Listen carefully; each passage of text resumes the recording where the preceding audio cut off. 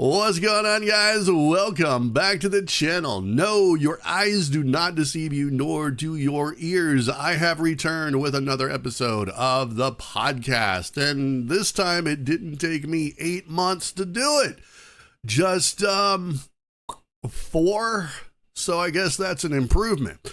Yeah, I really need to do more of these things. And I say that every time, but we've had a lot going on the channel the past few months. It's been very busy. Some good things have happened. Some not so great things have happened.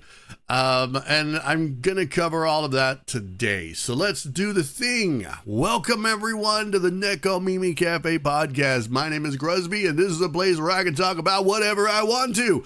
And the only thing that will stop me is running out of coffee, which I already have, but I have tea, and as long as that holds out, I guess we're all good. So this is going to be one of those episodes where I'm going to be completely winging it. We're flying by the seat of our pants. I'm going off script. I didn't write anything down, and that scares the genuine hell out of me, because it means that I probably have about 5 hours worth of editing ahead of me to catch all of those mistakes and ums and oohs and ahs that don't need to go into the thing. Hopefully, though, I can vamp this pretty good. So we're going to be talking about some stuff that's been going on the YouTube platform. And I know that this is not a video that a lot of people are going to really care about, especially if you're a viewer. This is one of those topics that pretty much only appeals to people who are content creators or wannabe content creators looking at maybe getting into the platform in that way. But I made a video yesterday talking about something recent that has sprung up that not only affects content creators, but potentially affects viewers as well. Because here's the thing, all right? Let me just say this. If I make a video and I put it out there and you're someone that wants to watch it, if for any reason that video gets suppressed, if it falls through some sort of filtering system and you're unable to see it, it affects you. It doesn't just affect me, it affects my audience. And I really feel like what's happening now could potentially affect not only content creators, but viewers alike. So it is in your best interest, if you are a viewer, to hear what I have to say. I will do my best to keep the technical jargon to a minimum, so that way everyone can kind of stay on the same page. But needless to say, there is kind of a little bit of a kerfuffle going on the YouTube platform, and it has to do with several things going on at the same time.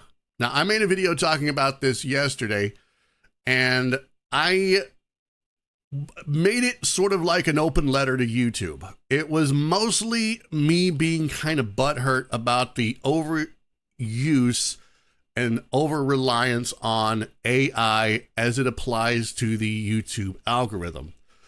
Not necessarily the situation that is kind of blowing up right now. Situation that's blowing up right now, in a nutshell, is people have discovered that their catalog of videos are being affected by something called restricted mode. Now, restricted mode has been around on YouTube for a long time, at least 10 years, maybe even more, like probably 15, I think. Restricted mode is a filter that you can use that you can switch on, and it will filter out mature content that is maybe not terrible. It doesn't go against YouTube's terms of service. It's just a little more edgy, a little more adult than maybe you want. And while that sounds really great, we're not exactly sure what qualifies as this mature content. Because when we make a video, we have the option of selecting, do we want this video to be limited and restricted to 18 and up, or do we want it to be general audience? And most of the time, we want to appeal to a wider audience. At least I do. I don't think I've ever deliberately, well, I don't know, maybe one time I might have made a video that I labeled as 18 and up, simply because of the nature of the content or something. And that was years ago. But more often than not, whenever I make a video, it's general audience. It passes the YouTube process. It doesn't get flagged. I don't think I've had any of my videos get turned, where it says, oh, YouTube has flagged this video as adult only content, it's age restricted, etc. None of that has ever happened to any of my videos. So when my video goes through and it passes all the checks and all the balances and it comes out clean on the other side and I hit publish, I kind of, forget about it. I just assume that it's going into the cogs and the machinery and, all that stuff. And it's good to go. But apparently the restricted mode looks for things that maybe we don't. So I don't know what it does, what exactly it looks for, but needless to say, there is a restricted mode and you can access it right now. You can go to the your little avatar icon in the top right corner of your browser. Where you go to look at your settings, the same place that you would go to switch on dark mode or light mode. And somewhere in there is going to be restricted mode. And you can click that and it'll give you the option of turning it on or turning it off. And if you turn it on, what people are discovering is that a lot of their content is hidden. Content that doesn't, by their own standards, qualify as being mature. Like, it doesn't make any sense. For example, if I go to my YouTube channel and I have to do it in a different browser, one that I'm not signed in on, because if I'm signed in on the same account that I make the videos, I can still see them anyway. But if I go to like a private tab or something, and I go to YouTube and I switch on restricted mode, a lot of my live streams and videos are just gone, right? Every live stream that is a Destiny 2 live stream, an Overwatch live stream, Oblivion. Now, I can understand some of these games. Oblivion is a mature rated game. Starfield is a mature rated game. But Overwatch is a teen rated game. Destiny 2 is a teen rated game. Now, it does have violence. It does have weapons, sci-fi weapons and sci-fi violence. And maybe that's what's causing it to be restricted. I honestly don't know. And no one really does. So in the past couple of days, it just blew up really big. Content creators and viewers alike are just hitting the flippin' fan about this restricted mode nonsense.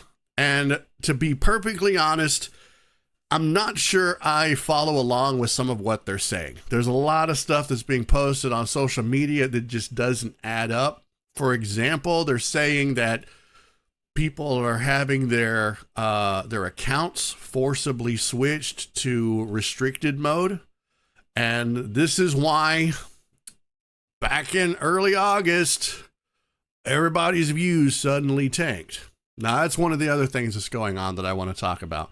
Views tanking on YouTube. Apparently, in addition to this restricted mode, which people are right to be kind of questioning because it is a bit confusing. In addition to this, back in August, it seems like a lot of content creators noticed that their views were dropping. They were making the same kind of content, nothing different. In fact, I noticed it about a week or two early,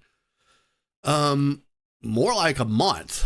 I noticed that content just wasn't hitting the same, wasn't landing like it. I just knew that it should have. But they were just baffled. They were like, "Oh, what's going on? What has YouTube done that is causing my videos to not be noticed and recommended by the algorithm?" Now, here's the thing that I want to point out. Despite my overwhelming distrust of the YouTube system and the algorithm in general, the algorithm is designed to do one thing. And one thing only, because it is driven by a one thing only: money. So to maximize the amount of profit that YouTube could possibly make off of your video, it wants to make sure that your video gets in front of as many eyes as possible. And to do that, it's going to recommend it, and it's going to streamline that process wherever possible. So if I make this video, right, and I'm talking about whatever, I could be talking about baking a pie, I could be talking about the process in which I make my cup of iced tea, whatever the video is, doesn't matter. It doesn't matter even what my channel is about. If I make a video, the algorithm takes that video and it goes, okay, Mr. Gruzbee, sir, we're going to take this video and we're going to send it out to the usual suspects. The usual suspects being my subscribers and the people who have recently watched some of my content. It's going to send it out to them first. Think of it as like a newsletter. It's going to go out there and they're going to be like, oh, Gruzbee made a new video. Hot damn, better see what this is all about here. Let's see. Oh, yeah, he's talking about making tea. Oh, boy. And whatever, right? So if enough people click on that video within a certain time frame, the algorithm goes, jolly good there, old chap. Let's send this out to some more people and see if we can get an even bigger reaction out of this here video. So they send it out to more people. And that's how the algorithm works for me. And I do nothing except make the video and hope that people look at it. And if enough people don't look at it, then YouTube is like, oh, say, good sir, your video there is not doing so well. Maybe you should consider trying a different topic instead of making one about bloody tea. And so then I make another video, this time how to bake a cake, and it does better. So that's kind of in a nutshell what the algorithm does. It is designed, its sole purpose is to put your video in front of as many eyes as possible. And we've known this. This is nothing new. The only reason that the algorithm will not work for you is if you deliberately foul it up, is if you're making content that people are not interested in watching. Now, having said that, I did, in fact, notice a decline in my views about the end of June and the beginning of July, but I was still getting decent numbers. But I have to kind of go back and explain why.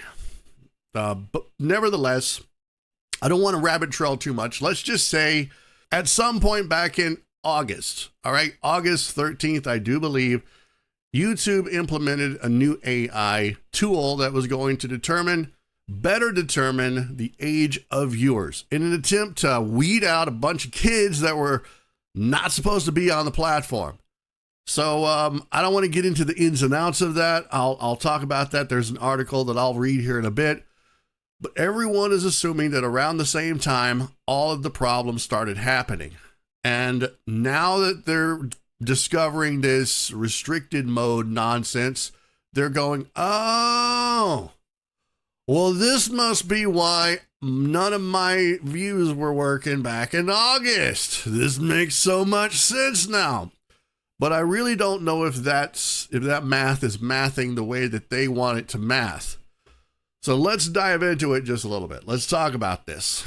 So before I do, let me lay the foundation here for my channel and how my channel got really a big growth spurt and then how it suddenly declined. All right. So to do that, let me bring this up over here. We're going to have a little show and tell. I love this. This is great. You're going to love this too. I promise. Okay. So this is a stream I did. Now, if you don't know what this is, if you're just a YouTube viewer and you've never made a live stream, you're not going to understand what you're looking at here. But whenever a content creator makes a live stream and they finish and they hit end stream, this little window pops up and it has this basic information on there that kind of gives them a breakdown of everything that happened in their live stream. So in April, back in April 27th to be exact, I had a big bout of insomnia. Okay, couldn't sleep. Middle of the night, couldn't sleep. Don't know why. So I'm like, man, I can't sleep. So I'm just going to go. I'm sitting at my computer anyway. I might as well be productive. Let's do a live stream. And I really hadn't been live streaming. I think I mentioned this in my previous podcast episode. I hadn't been live streaming because, well, it just really wasn't working out for me. Content was really dwindling. Last year, the end of last year was extremely hectic. My content wasn't landing. I was really down in the dumps about the channel, and I was on the verge of just kind of putting it on autopilot. And Anyway, I thought, you know what? Let's be productive. Let's just do something. I don't really feel like sitting here playing a game by myself. Let's just turn it into a live stream. I wasn't looking for anything exciting to happen. But over the course of that 4.5 hour stream, something really spectacular happened. I ended up with more concurrent viewers, which you can see peak concurrence right there in the top middle at 21. Now, this is big for me, all right? I'm a small channel, right? I've barely broken 1,000 subscribers. My watch hours had dwindled back down to about 700, and you need 4,000 to be a YouTube partner. 3,000 if you want to be a partner light. You want to be like an entry-level partner where you get like super chats and stuff. But to get that full ad money, you got to get 4,000 hours of watch time. And it just wasn't happening for me. No matter what I did, I couldn't get the watch time. And I couldn't get my videos to get decent views anymore. And this one stream in 4.5 hours, I got 40 hours of watch time. Man, I was excited. I mean, more often than not, I would do a live stream to like 2 or 3 people at a time, right? 2 or 3 people. And now I'm streaming to 21 people. Man, my heart was racing. I'm breaking out in a sweat. I'm like, I've never had this many people in my live stream ever. I ended that stream feeling pretty good. But I also wanted to be careful because I figured it was probably a fluke. You know, it was a one-shot thing, right? So I did another one. All right. I did another one. I did this one April 29th. Now, I did another one the next day. I'm not going to go through every single day. I'm just going to kind of hit the highlights here. So I did another one, 18 concurrent viewers, 229 views. And for a live stream, that's phenomenal for me. I can do a live stream and I usually end up with double digits, usually around 20 views. And most of those are from people that see that there's a live stream of a game. They come in and they're like, oh boy, somebody's playing Destiny or Warframe. And they take one look at me and they see Catgirl and they're like, oh boy, yeah. I got a mommy Catgirl here. Let's get her to say ooh woo for us. Yeah. And then the minute they hear my deep, manly voice, well, that pee-pee shrinks and they run screaming for the hills. So more often, I keep saying more often than not, but it applies. More often than not, when people come into my stream, they immediately run away. So while I do get 20 to 30 views per stream, most of those are people who are too chicken shit to stick around because they're turned off by my manly voice. They're there for that cat girl that's going to talk dirty to them, and I'm not about that life.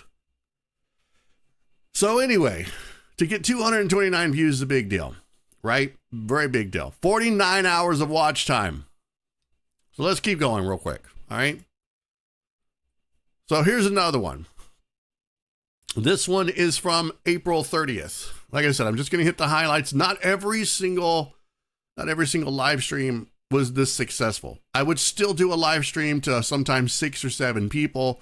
Sometimes I'd have 10 hours of watch time, only 40 views, but you got to remember, I was trying to go for the watch time numbers. I wasn't really going for a maximum number of views. When you're trying to get into the YouTube partner program, the one thing you want is watch time. You're not really interested in the views because you're not making any ad revenue.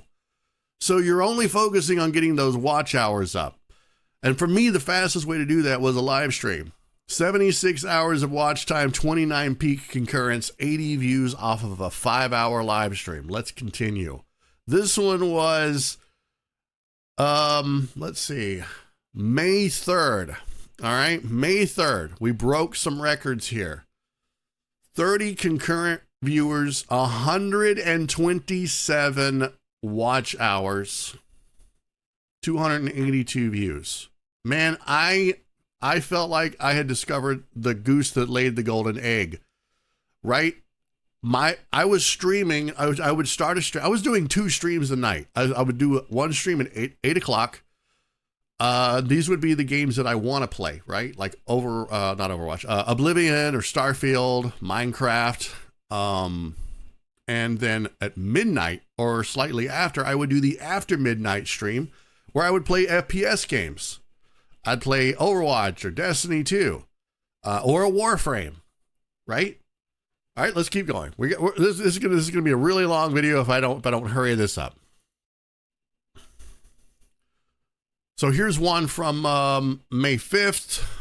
We're gonna keep going. May 6th. 42 peak concurrent viewers, 192 hours of watch time. All right, let's keep going. This one is from May 8th. And this one, oh my God. 64 people were watching my stream. 64 people. I've seen other VTubers and other YouTube streamers who are about my channel's size, about 1,000, 1,200 subscribers. And I've never seen them stream to that many people before. Usually when they're live streaming, there might be 15 people in their stream. I felt like I was breaking some sort of special sacred rule by having this many people show up. Right? And I wasn't doing anything different. I'm literally being myself. I'm playing the game and I'm sucking at it. Okay? I am sucking at Stadium. It is driving me crazy. 318 hours of watch time off of one live stream. Okay, let's keep going.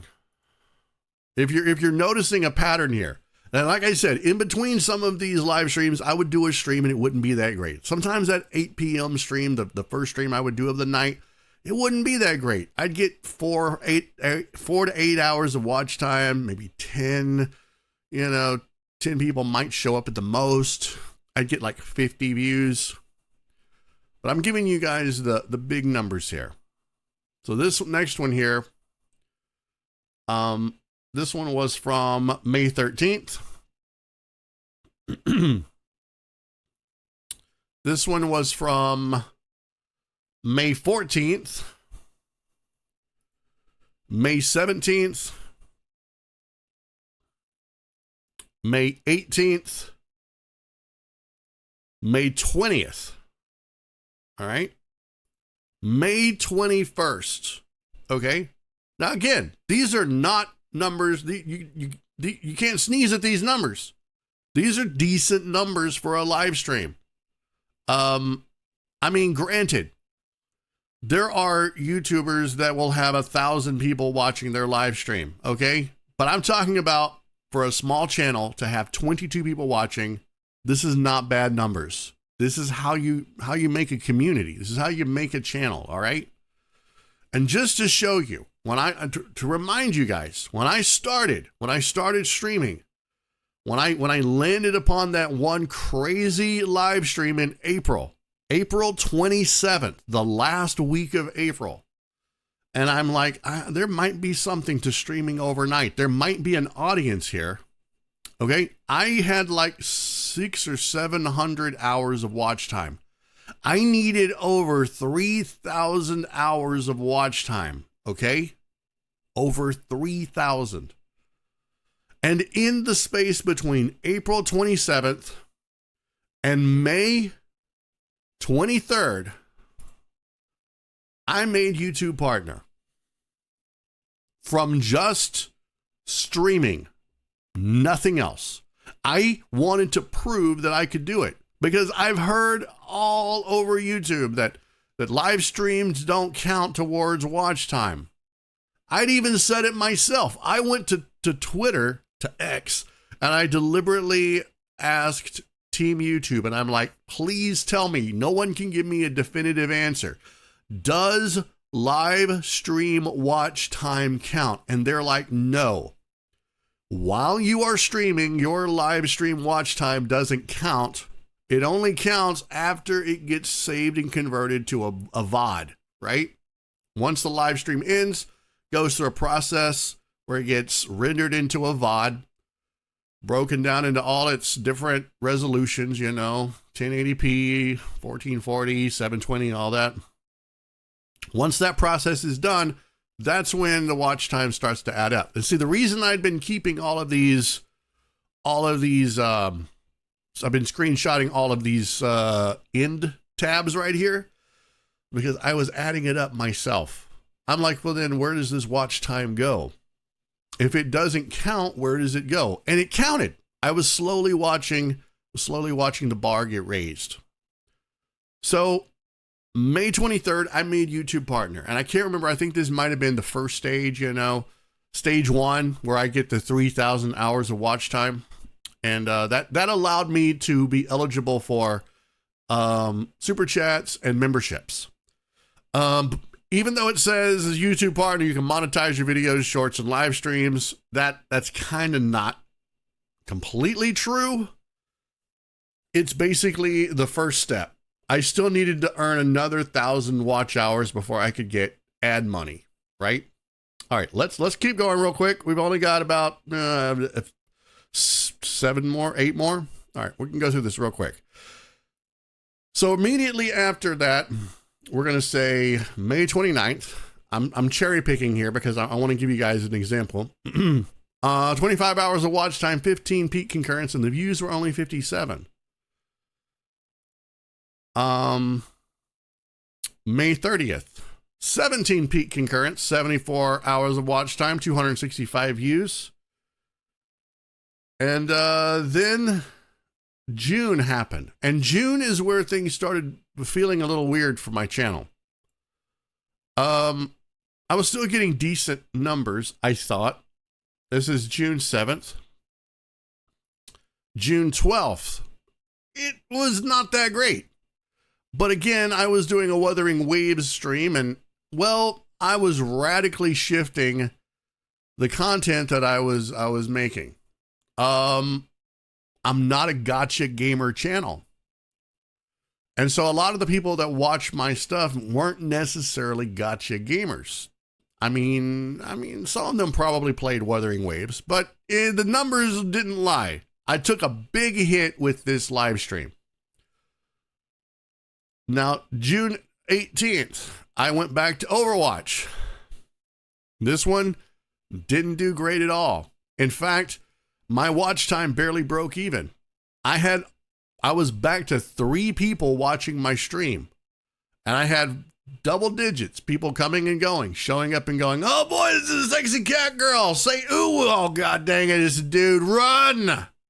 That's exactly what would happen. All right. I can't help it. I can't change my voice, and I'm not using the voice changer. Screw you.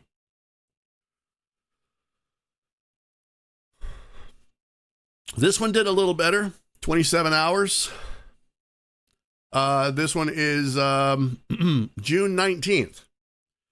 18 peak concurrents.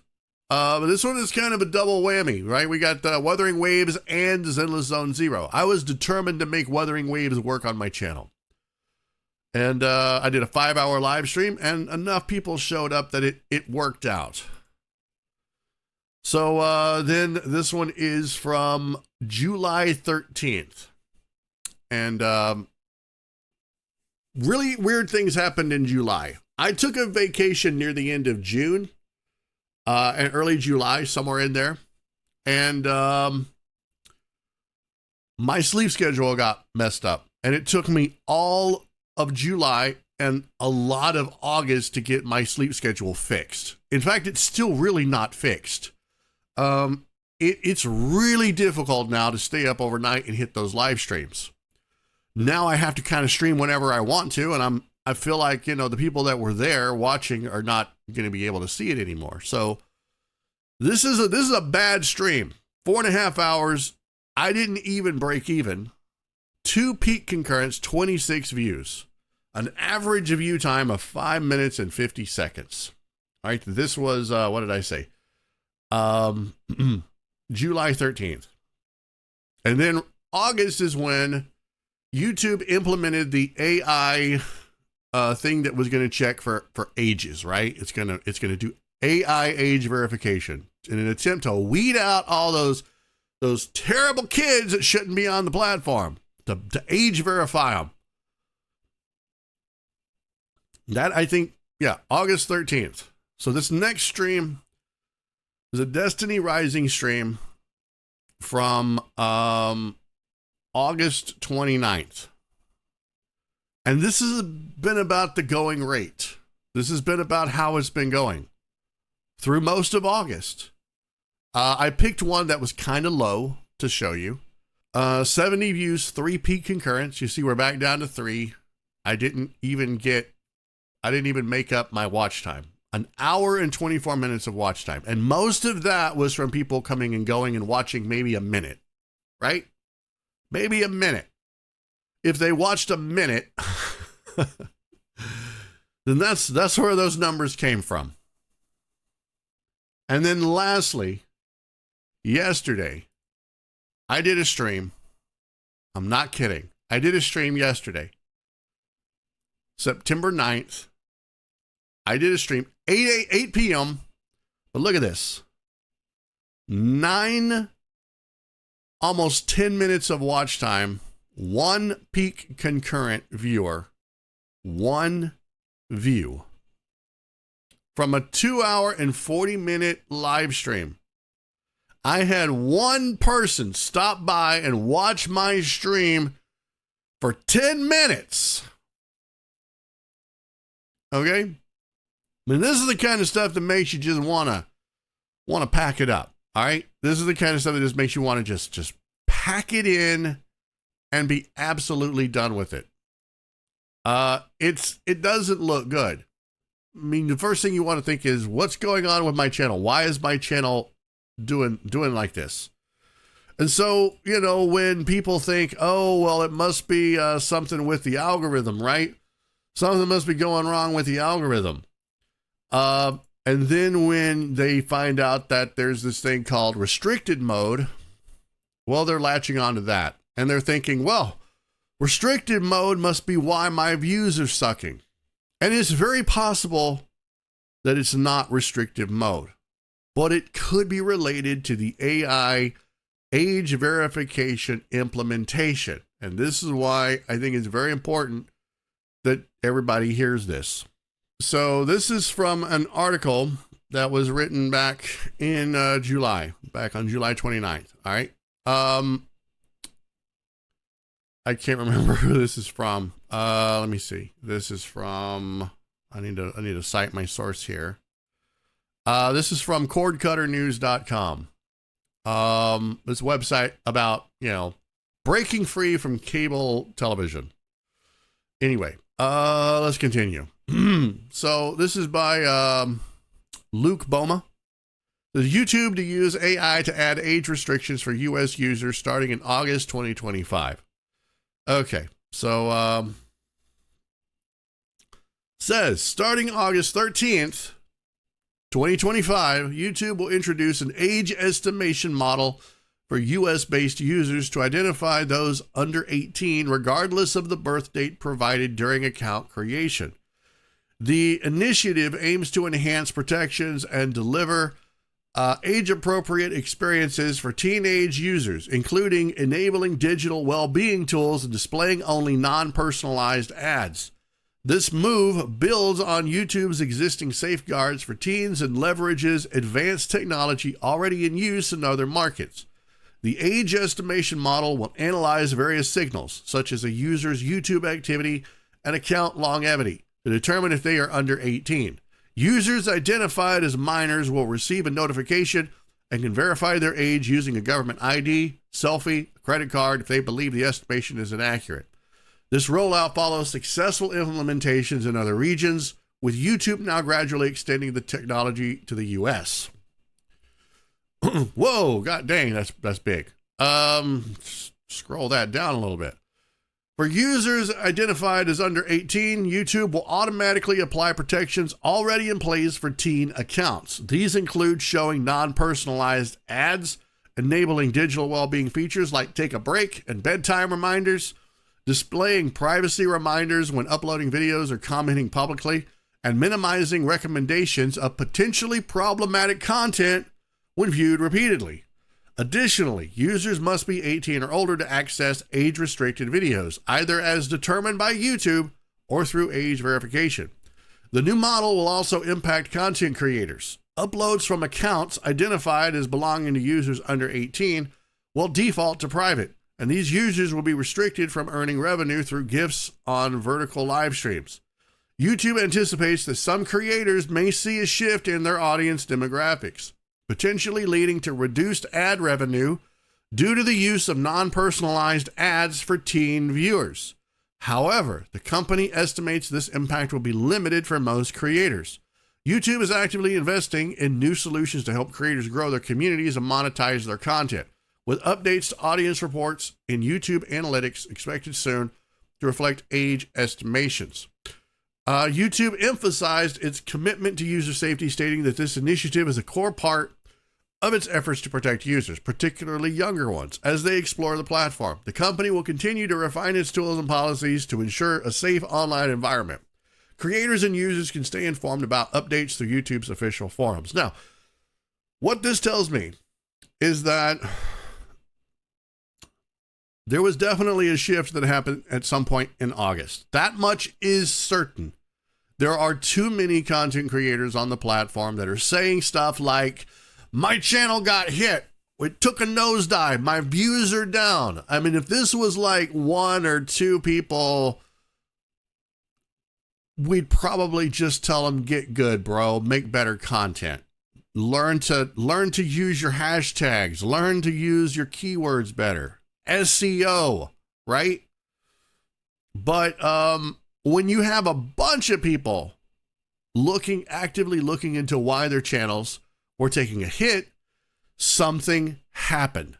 And the only thing that happened in August was this. It was the AI age implementation model thing. All right. This was the only thing that happened. August 13th. Now, from my channel, I don't think my channel took as big a hit because it was already kind of declining. I took a vacation, and when I came back, I wasn't uploading consistently. I wasn't hitting the same numbers because I was kind of flubbing it. I wasn't doing, I wasn't doing what I knew I needed to do. I needed to get off my ass and I needed to live stream, and I wasn't doing it. I was live streaming sporadically. My content was not there. And when it was a little wonky. I was introducing some streams to my viewers that they probably weren't wanting to watch. Like I said, I started putting in Wuthering Waves and Zenless Zone Zero streams. Now, a couple of those did pretty good, but the first ones did not. So the YouTube algorithm is probably getting a little confused, going, what the heck's going on, But then in August, it kind of took another nosedive. I don't know if all of the people who took a hit with their views, if that was the result of age verification not recommending their videos because YouTube had said, okay, a bunch of these people we've identified as minors, all right? We've identified as young people, so your videos are not going to be recommended to them. Because we can't earn any ad revenue from it, we're just not going to recommend the videos. I don't know how this works. I wish I did. I wish someone at YouTube would finally come forward and say, look, this is how the process works. Still, no one really truly knows the mysterious engine that drives all of the search results and recommendations. But when you've got a whole platform of people saying, look, my channel took a hit, we don't know what's going on, and then they're just baffled for an entire month, right? For almost an entire month, hundreds of content creators, probably even thousands of content creators, were just wondering what they did wrong, why their views suddenly started going down, and it had nothing to do with summer. So now in the last couple of days, someone discovered that restricted mode is hiding a lot of their videos. Now, I want to say that a few years ago, I actually turned on restricted mode. I wanted to see which of my videos was going to be restricted. And at the time, it wasn't very many. there wasn't a lot of content that was restricted. I was even talking about anime and such, but there were a few videos that were not showing up under restricted mode. And I'm like, okay, well, what does it matter? People are not going to naturally flip on restricted mode. And it wasn't like it hurt me much. But now people are realizing that restricted mode, when you look at it, when you flip it on, lots of their content is gone. Lots of my content is gone. Almost a whole year of live streams is just gone. Destiny 2, Overwatch, Warframe, Starfield, Oblivion, Borderlands. All of those streams are just gone. The only ones that are left are some Minecraft streams, Fantasy Life, streams that are very family friendly, content that is not violent, not aggressive. It doesn't, have guns or blood or swearing. And I think what really baffled me is yesterday, before I did my live stream, right? Before I went live, I had a Destiny Rising live stream scheduled. I sometimes schedule my live streams a few hours in advance, so people can see them, they can get notified, and they can come by. So I usually schedule 2 live streams, one 8 o'clock-ish, one midnight-ish. And I did my first live stream to one person. I showed you guys that in card there that showed one person that watched for 10 minutes. It was very it was a morale crusher. So in between my streams, I'm poking around, looking around, and I'm still baffled by the whole restricted mode thing. I'm trying to figure out a correlation here. How is restricted mode affecting views? Is a restricted mode even affecting views? Or is this just a byproduct of something else? Everyone is saying that their content took a hit in August, but no one bothered to look at restricted mode until now. So we really don't know for sure if there's a connection. All we know is that YouTube is deeming our content mature in some way. But we're only just now noticing it. If we could figure out a way, go back in time and look at this stuff, but we can't. So I'm looking at my restricted mode and I noticed something really upsetting. And this is the stuff that really bothers me. This is the stuff that I want answers to and I'm not getting it. And this is the stuff that makes other content creators angry. My Destiny Rising live stream, the scheduled live stream, I hadn't even started it yet. It wasn't due for me to start for an hour. Was already restricted. There was no content. I hadn't streamed a single minute of it. I hadn't said the first word in the live stream. I had showed no game footage. But the live stream was hidden in restricted mode because it was a Destiny Rising live stream. And that told me, that actually spoke volumes. That told me that somewhere, somehow, the algorithm or AI had decided that Destiny Rising was a problematic material and needed to be restricted. Whether there was actual content or not, the fact that I labeled it Destiny Rising meant that that stream was doomed for anyone who had restricted mode turned on.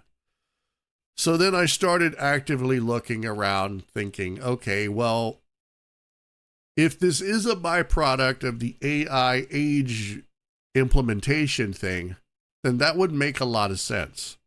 Because like I said, a few years back, restricted mode became a hot topic. Most people forget it, but it happened. This is nothing new. Restricted mode has been around for a long time. But back then, not all of my videos were hidden. Not the ones that are hidden now. So the only thing that changed, the only thing that we know that changed was that in August, the AI age verification thing kicked in. And it is designed to safeguard young people on the platform.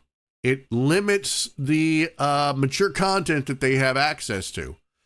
So it would stand to reason logically then that the AI supercomputer, the algorithm, would just go through and start trying to figure out what's mature and what's not.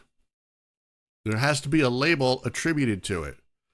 If you've got kids of a certain age on the platform, do they need to watch video of a teen-rated game? What is a teen-rated game? Who is that a teen rating for? Is that 14 and up? Is that 16 and up? Better be safe than sorry. We'll just make it 18 and up. So Destiny 2, Overwatch, all of these other video games are now they're not age restricted because that's something that is like completely R-rated, right? But again, what does it take to get age restricted? We're talking, this isn't age restricted. This isn't me checking a box going, I am telling you now, I am telling YouTube that this video has boobies in it or something. This is 18 and up. This is an educational video talking about, I don't know, the mating patterns of wildebeests or something. It's nothing like that. There's no 18 and up age restriction. You don't have to log in, but for some reason, YouTube is blanket restricting a lot of videos. And it, like I said, the only thing that has happened recently has been the implementation of this age verification thing. And they said that our channels were even going to take a hit. But they said it was going to take a hit through ads. Well, again, thinking about it logically, why would they push video recommendations to people who can't watch them?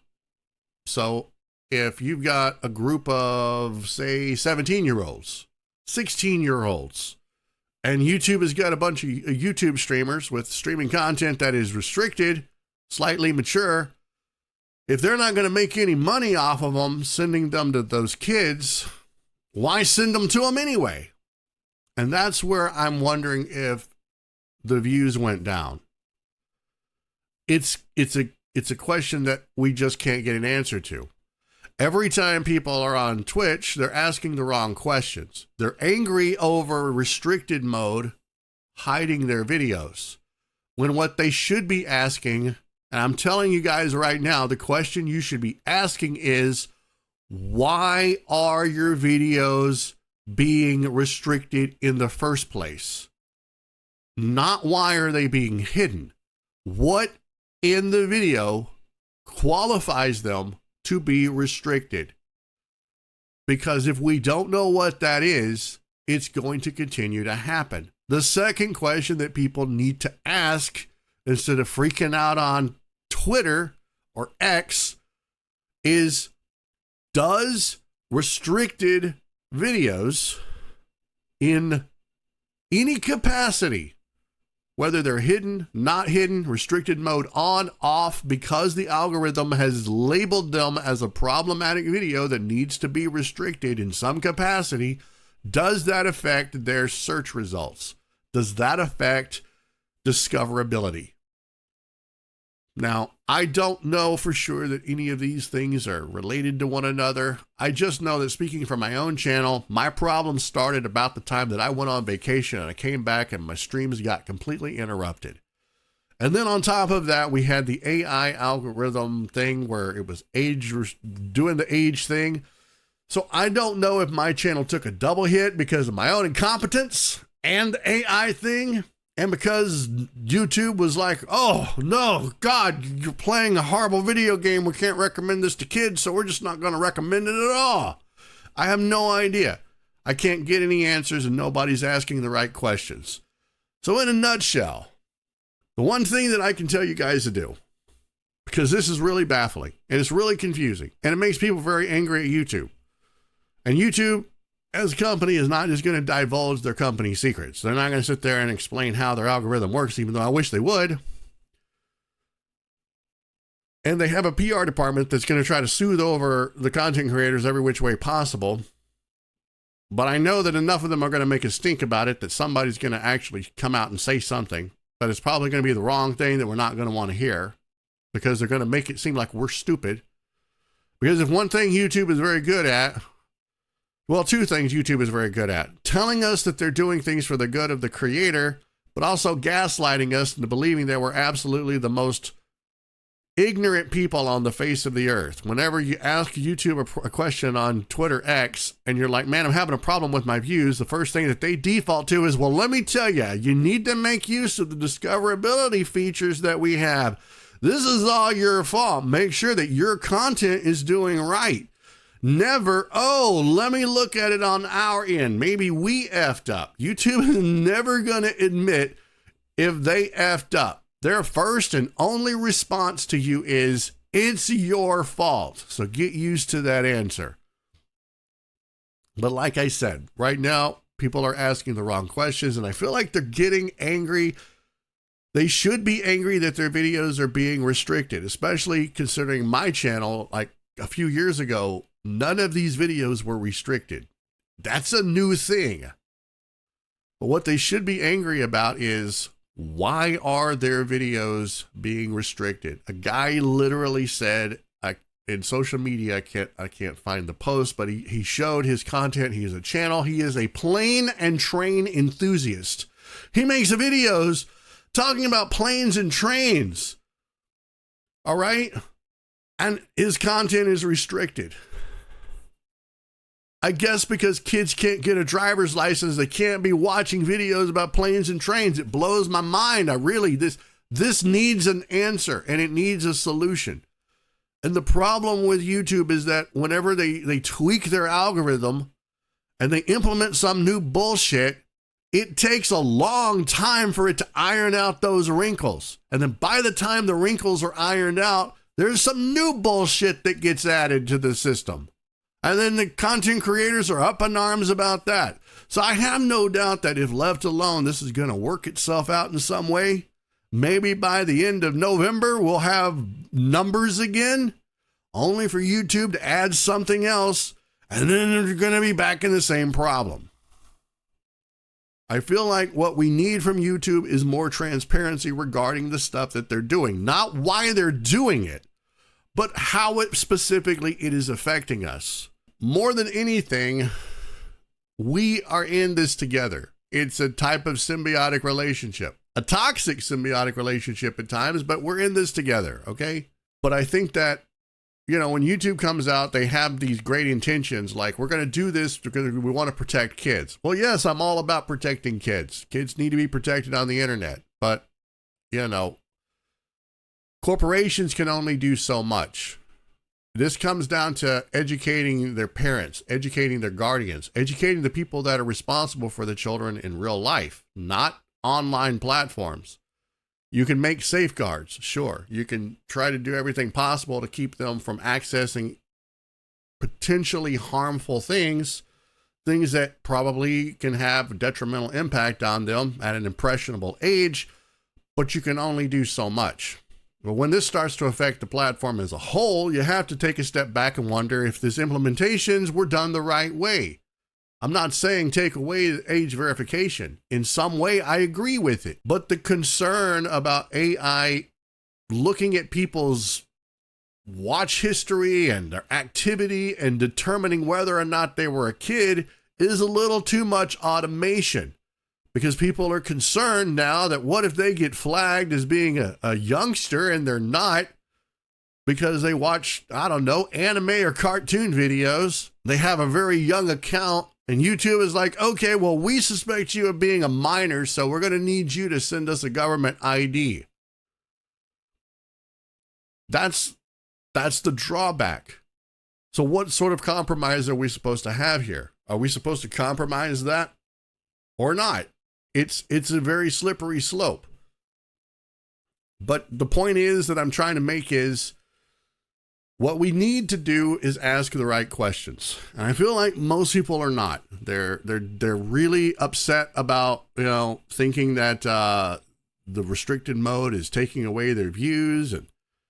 And it is if people have restricted mode on. And what I've started telling people is just double check, make sure that your restricted mode is turned off. Make sure that you sub to the channel. There's a lot of channels that I watch that I don't sub to because I keep getting recommended those videos because I watch them so frequently. The recommended section just keeps recommending them because it's like, hey, you watched this a month ago. And I forget. It's like, oh, I thought I was subscribed to this person and I'm not. So make sure you subscribe to the people and make sure, because your recommendeds are going to be pretty powerful. They're going to override notifications of new videos from channels that you are subscribed to. If you haven't watched one of your subscribed channels in a while, you're going to miss out on a notification. And now I know it sucks because there are people who are subscribed to literally hundreds of channels, but you have to go to your subscription feed on the subscribers tab, subscription tab, and you have to go through there and you have to catch up. I'm telling you, that's the only way to do it. To ensure that you hit everyone, you just have to go through your subscription tab. I feel like the YouTube recommended section is entirely too aggressive. I wish there was a way we could turn that down. But I guess we can't. Anyway, this is a long-winded video. I have no idea if this is even going to work out as a podcast episode. It's probably one of the longest podcast episodes I've done, but there was a lot to cover. I wanted to talk about this YouTube drama in a way that made more sense, and it wasn't just me bitching at the company, bitching at the platform, and angry that yet one more damn thing was broken, even though I really want to. If we think about this logically, I feel like there is a solution to this, provided people ask the right questions. And that if you're a viewer, that you ensure that you're taking the necessary steps to get the videos delivered to you. I mean, if your last 10 videos were Roy Orbison or, some 70s rock band with a mixture of DIY shorts, there's a good chance old Gruzbee is going to be not recommended to you because you haven't watched one of his videos in a while.